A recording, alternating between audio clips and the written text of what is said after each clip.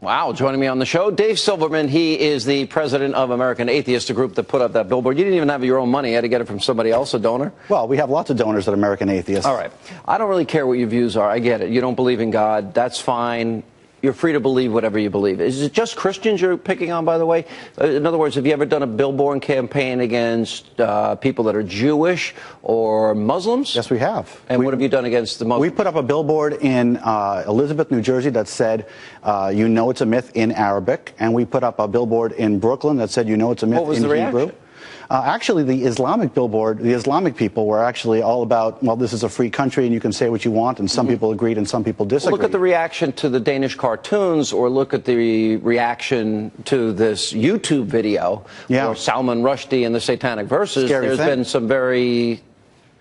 But you know what that is? That's actually a form of terrorism. That's actually a form of them getting us to obey their religious beliefs without imposing the rule of law on it. They scare us into obeying their religious beliefs. It's against their religion that we not draw a picture of Muhammad. I get it. You're an atheist. I'm not going to sit here and convince you. You believe nothing can come out of nothing, which is what I believe atheists in the end have to believe. But that's not the argument. You want to insult people.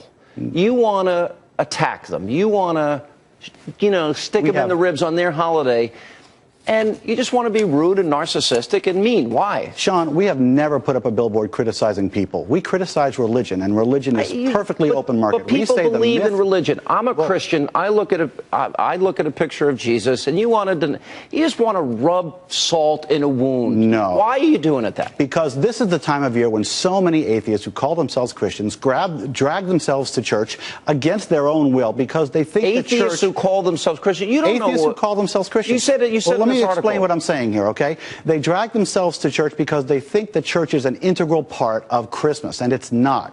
We're saying for those people, you can keep the merry, you can have a party. You don't have to go to a church in which you don't believe. You don't have to pray to a God in which you don't believe, and you don't have to donate money. Nobody's forcing you to go to a Christian church, a Catholic church, a synagogue, or a mosque. I disagree. Wait a minute. If they're allowing people to force them to go, that's their problem. Well, and we're telling them not to. That's exactly the point of the billboard. Don't allow people to force you to go to church. We know that a large population of Christians are actually atheists. Yes. If they are really atheists, and they don't have the courage of their convictions. I mean, you're an atheist. You come on this program and you say you're an atheist. Right. All right. What am I? So there's a lot of familial and social pressure that keeps atheists in the closet, and we at American Atheists are trying to relieve that pressure. You are too full of yourself to believe that people care.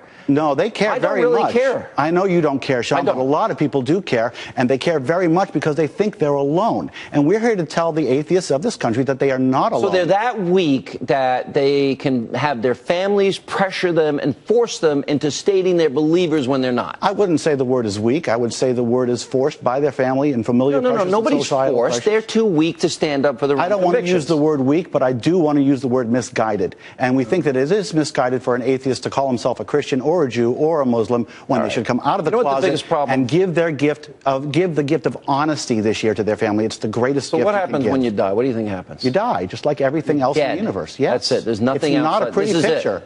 This is it. There's no fantasy here. The reality is that every living thing dies. Let me ask you this. Do you believe in the Big Bang Theory? Do you believe in evolution? Yes, of course I believe in evolution. Evolution is a now, my next question is, so where did all of those molecules and energy come together to collide to create universes within universes, the sun, the moon, the stars, the planets, human life, animal life, and plant? That just happened randomly by accident. The fact is... So nothing came out of nothing.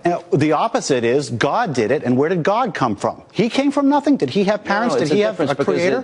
No, it's not a difference. Because you're looking at this from a very narrow, egotistical vantage point. It's not about ego. It's about science, You can't believe there's something greater than you. No, that's not it at all. The fact is that in absence of knowledge, if we don't know something, that's not evidence for an invisible magic man in the sky. That's evidence for the fact that we need to learn more. That's what it means. Good to see you. Hey, thanks for having me on the show. Merry Christmas. Happy holiday, Sean.